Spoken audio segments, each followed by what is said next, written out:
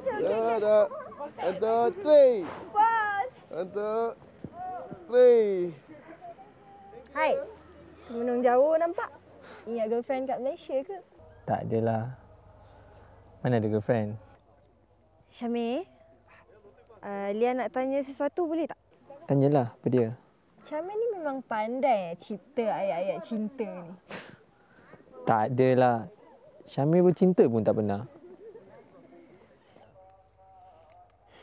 Syamil ni mengaku je lah. Apa maksud dia? Lah, setiap malam yang Syamil hantar bunga-bunga tu, lepas tu ayat-ayat cinta yang berbunga-bunga Syamil buatkan untuk Lia tu, kan?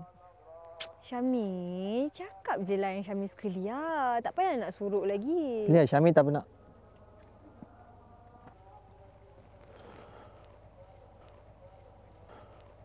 Ya. Sebenarnya saya yang hantar bunga-bunga tu semua. Dan saya lah yang tulis ayat cinta tu semua. Sebab saya nak buktikan yang saya betul-betul cintakan awak.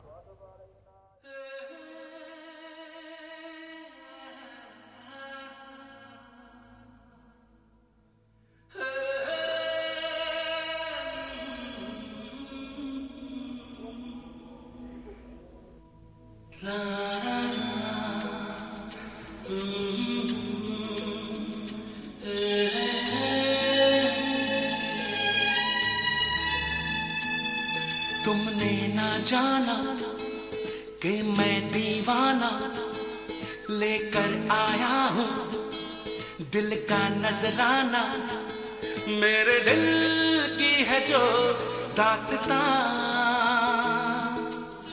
सुनो ना सुन लो ना